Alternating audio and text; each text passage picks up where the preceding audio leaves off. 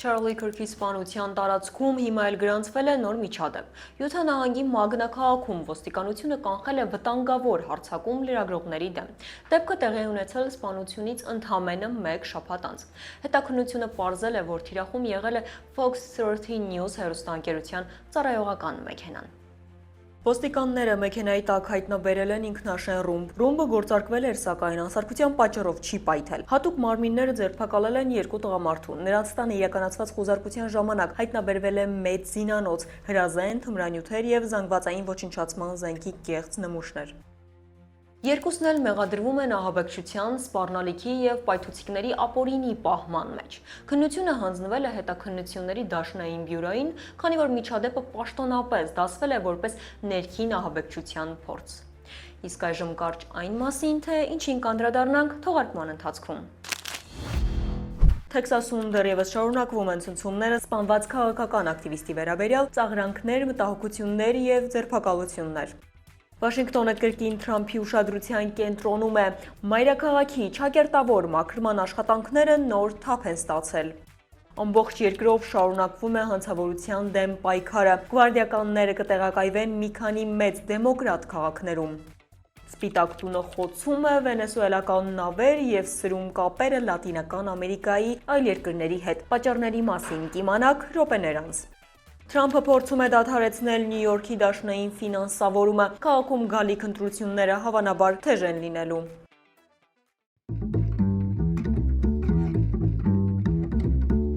Բարև ձեզ, դուք միացել եք Glendale Newsroom-ին։ Ես Ալլա Դավթյանն եմ եւ ինչպես միշտ ձեզ կպատմեմ Միացյալ Նահանգներում տեղի ունեցող ամենակննարկվող իրադարձությունների մասին։ Չմոռանաք լայքել տեսանյութը եւ մեկնաբանություններում գրել, որտեղից եք հետևում մեզ։ Այս պարզ քայլերը օգնում են YouTube-ի ալգորիթմին ավելի շատ հայերին ցուցադրել այս տեսանյութը։ Իսկ մենք անցնենք այսօրվա թեմաներին։ Թեքսասում Չարլի Քրքի հիշատակին նվիրված միջոցառումը վերածվել է սկանդալի։ Տեղական համալսարանում անցկացվող արարողության ընթացքում մի ուսանողուհի բարձրաձայն վիրավորական արտահայտություններ է արել, պարով ծաղրել ներկաներին եւ նույնիսկ հրել մի քանի մասնակիցների։ Դեպքը վերածվել է քաշքշուկի, ոստիկանությունը միջամտել է ու բերման ենթարկել աղջկան։ Նրան մեղադրանքներ է առաջադրվել հարձակման, խուլիգանության եւ ոստիկանությանը դիմադրելու համար։ Միջադեպը բուռն քննարկումներ է առաջացրել ինչպես համալսարանում, այնպես էլ դրա սահմաններից դուրս։ Սպիտակ տանը սկսվել է նոր ընդունելությունների դահլիճի շինարարությունը։ Նախագիծը, որը սկզբում նախատեսված էր 650 հյուրի համար, Դոնալդ Թրամփի պահանջով ընդլայնվել է եւ պետք է տեղավորի մոտ 900 մարդ։ Շինարարության արժեքը գնահատվում է շուրջ $200 միլիոն։ Թրամփը հայտնել է, որ պատրաստ է ներդնել սեփական միջոցները եւ ներգրավել մասնավոր ներդրողներ ծրագրի ավարտը ապահովելու համար։ Նոր դահլիճի բացումը նախատեսվում է 2029 թվականի սկզբին եւ այն ներկայացվում է որպես նախագահական կարևոր ժառանգություն ու մեծ միջոցառումների հյուրընկալման հարթակ։ Թրամփը հայտարարել է, որ պատրաստ է Վաշինգտոնում մտցնել արտակարգ դրություն եւ դաշնային կառավարությանը փոխանցել քաղաքի կառավարումը։ Նա այս մասին գրել է իր հայտարարության մեջ, արձագանքելով միգրանտների հարցում մայրաքաղաքի իշխանությունների դիրքորոշմանը։ Նախագահը մեղադրել է Վաշինգտոնի դեմոկրատ քաղաքապետին արտաքսումների հարցում միգրացիոն ոստիկանության հետ համագործակցությունից հրաժարվելու համար։ Թրամփը հիշեցրել է. «Իմ միջամտությունից հետո Վաշինգտոնը մի քանի շաբաթում անցավ աշխարհի վտանգավորից ամենաապահովների շարքը, սակայն հիմա իրավիճակը նորից կարող է վատթարանալ»։ Թրամփը հայտարարել է, որ չի թույլատրի հանցավորության վերադարձը եւ շեշտել է, որ անհրաժեշտության դեպքում կձեռնարկի արտակարգ միջոցներ։ Նրա խոսքերը միտված են Վաշինգտոնի բնակիչներին ու բիզնեսին վստահություն ներշնչելուն, բայց Լուծաբանները նշում են, որ դաշնային վերահսկողության հնարավորությունը կարող է առաջացնել լուրջ քաղաքական հակասություններ։ Թրամփը հանցավորության դեմ պայքարը շարունակում է դնել իր քաղաքականության կենտրոնում։ Նրա վարչակազմի պատրաստած ծրագրի վերաբերյալ արտահոսք է եղել, ըստ դրանց Լուիզիանա նահանգում կարող են տեղակայվել շուրջ 1000 ազգային գվարդիայի զինծառայողներ։ Նախաձեռնության նպատակը բարձր հանցավորությամբ շրջաններում իրավապահ գործողությունների ուժեղացումն է։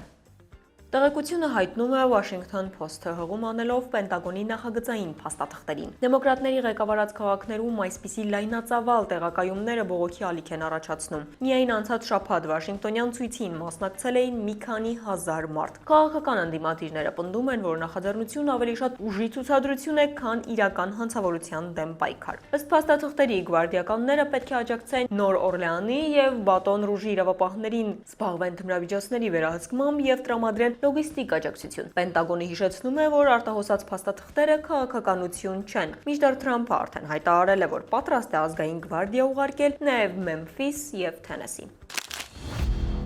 Կալիֆոռնիայի Սան Դիեգոյի բնակիչի ինքնաշեն փոքր ինքնաթիռով ապօրինի վայրեջք է կատարել Սան Կլեմենտե կղզում եւ գողացել նավատորմին պատկանող Ford F-150-ը։ Արկածը խնդիր հանցագործա մեքենայով ճանապարհ է ընկել անցնելով ամբողջ կղզու տարածքով, բախվել փակ դարպասներին ու վերջում խրվել անտառային հատվածում։ Դաշնային դատախազների խոսքով միջադեպի հետևանքով կղզին ամբողջական շրջափակման մեջ է վերցվել իրավապահների կողմից։ Պաշտոնական տվյալները հայտնում են, որ վնասը գնահատվել է մոտ $500,000, ներառյալ նաև 500 ժամ աշխատուժի ծախսեր, սա Ուայթի առաջին նման քայլը չէ։ 2023-ի հոկտեմբերին նա նույն կղզում արդեն կատարել էր ապօրինի վայրեջք եւ նախազգուշացվել, որ վերադարձը առանց թույլտվության կհամարվի դաշնային հանցագործություն։ Ուայթը մեղքը լիովին ընդունել է եւ ներկայումս կալանքի տակ է։ Դատավճիռը նախատեսված է սեպտեմբերի 29-ին։ Նա կարող է ստանալ մինչև 10 տարվա դաշնային ազատազրկում, գողության մեղադրանքով եւ մինչև 6 ամիս ապօրինի մուտքի համար։ Տեսլայի բաժնետոմսերը կտրուկ աճ են գրանցել Մասկի $1 միլիարդ արժողությամբ քայլի շնորհիվ, այդ գումարով նա գնել է սեփական ընկերության բաժնետոմսերը, հստակ ցույց տալով, որ նա հավատում է իր ընկերությանը։ Ուղիղ թվերով Մասկը ձեռք է բերել 257 միլիոն բաժնետոմս, որոնց միջին գինը կազմել է մոտ $384։ Արդյունքում Տեսլայի բաժնետոմսերը աճել են ավելի քան 8%։ Այս քայլը շուկայի համար հստակ ազդակ է ներդրողների վստահությունը վերականգնելու եւ բաժնետոմսերի աճը խթանելու համար։ Այս տարի բաժնետոմսերի գինը նվազել է մոտ 2%, սակայն Մասկի ձեռքբերումը արագ փոխեց տրամադրությունը։ Տեսլային այսօր շատ ավելի է, քան պարզապես մեքենա արտադրող ընկերություն։ Այն աշխատում է ռոբոտ-տաքսիների, արհեստական բանականության եւ ավտոմատացված արտադրական համակարգերի վրա։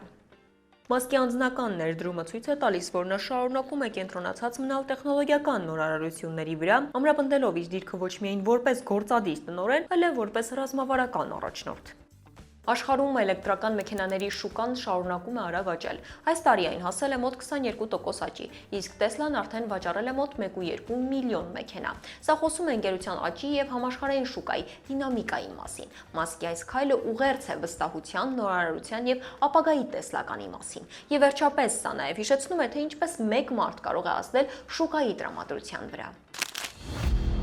Թրամփի վարչակազմը երկուշաբթի որոշեց Կոլումբիան ներառել այն երկրների ցանկում, որոնք չեն համագործակցում թմրամիջոցների դեմ պայքարում։ Այս քայլը, որը կապվում է կոկաինի արտադրության աճի ու երկու երկրների միջև աճող լարվածության հետ, լուրջ հարված է Կոլումբիայի համար։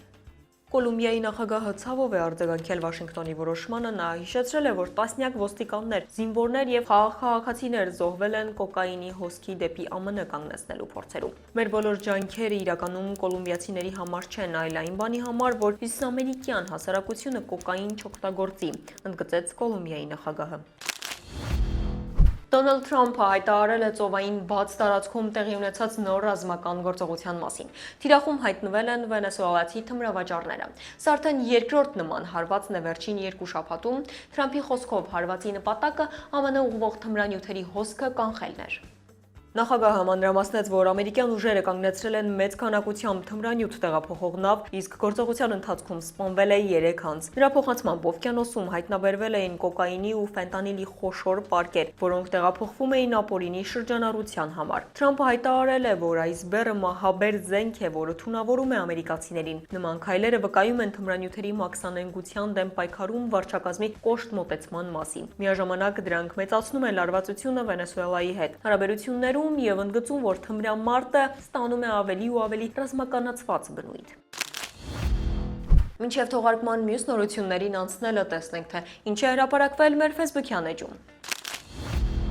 ԱՄՆ-ն եւ Չինաստանը մոտ են TikTok-ի ապագայի վերաբերյալ կարևոր համաձայնությանը։ Ֆինանսների նախարար Scott Bessent-ը Մադրիդում հայտարարեց, որ կողմերը արդեն ունեն նախնական պայմանավորվածություն, իսկ ուրբաթ սպասվում է Դոնալդ Թրամփի եւ Սի Ցզինփինի հանդիպումը, որը կարող է որոշել, արդյոք հարթակը վերջնականապես կանցնի ամերիկյան վերահսկողության տակ, թե ոչ։ Շվեյցարական բանկային հսկա UBS-ը կարող է տեղափոխել իր գլխավոր գրասենյակը ԱՄՆ, արձագանքելով Շվեյցարիայի նոր պահանջներին, որոնք բանկից պահանջում են ավելացնել մոտ 26 միլիարդ դոլարի կապիտալ։ Ղեկավարությունը արդեն հանդիպել է Դոնալդ Թրամփի վարչակազմի ներկայացուցիչների հետ, քննարկելով ամերիկյան բանկի գնման կամ միավորման տարբերակը, ինչը կարող է արմատապես փոխել ինչպես Շվեյցարիայի ֆինանսական համակարգը, այնպես էլ համաշխարհային բանկային դաշտի հավասարակշռությունը։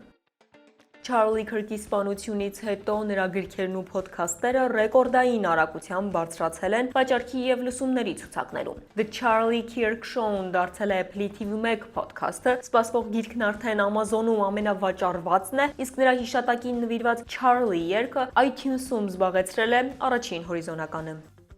Եթե ձեզ հետաքրքիր են նման նորությունները եւ ցանկանում եք մշտապես լինել տեղեկացված, ապա անպայման հետևեք մեր Facebook-յան էջին։ Մենք ամեն օր ձեզ համար պատրաստում ենք կարևոր եւ վստահելի տեղեկատվություն, հակիրճ, պարզ ու հետաքրքիր ձևով։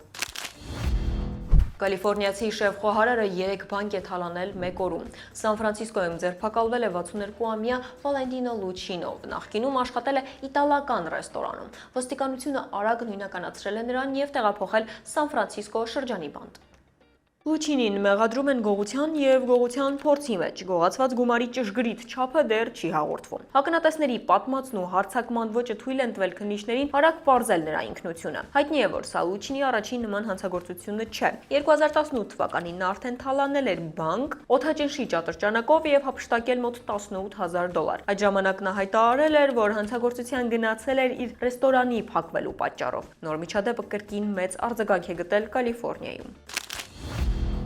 Նյու Յորքում քաղաքային ընտրապայքարը մտել է թեժ փուլ։ Վերջին հարցումները ցույց են տալիս, որ գնաճի եւ տնտեսական դժվարությունների պայմաններում քաղաքի բնակիչների մեծ մասը Նյու Յորքը համարում են ապրելու համար անհասանելի։ Այս մթնոլորտում առաջատար դիրք է գրավել թեկնածու Զոհրան Մամդանին։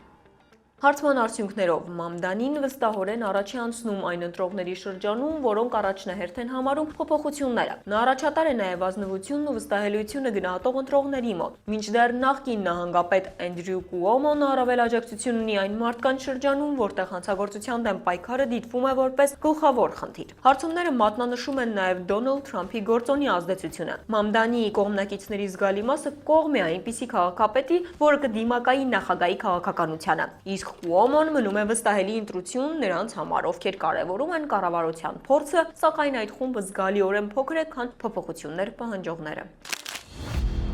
Զոհրան Մամդանին ոչ միայն գլխավորում է Նյու Յորքի քաղաքապետի թեկնածուների մրցարշավը, այլ նաև հայտնվել է Թայմի ամսագրի շապիկին։ The Meaning of Zohrab Mamdani վերագրով ամսագիրը մատնանշում է, որ խոսքը ոչ միայն քաղաքական գործ չի, այլ նաև գաղափարների եւ խորհրդանշական դերի մասին է։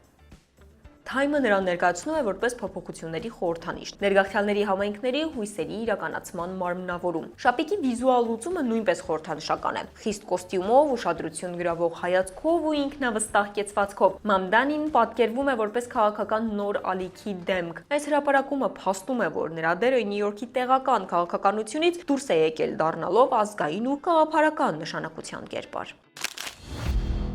ԱՄՆ-ի ֆեդերալ ավիացիոն վարչությունը հայտարարել է, որ Boeing ընկերությունը պարտավոր է վճարել $3.1 միլիոն տուգանք անվտանգության խախտումների համար։ Որոշումը կապված է անցած տարվա հունվարին տեղի ունեցած աղմկահարույց միջադեպի հետ, երբ թռիչքի ընթացքում պոկվել էր օդանավի դրան վահանակը։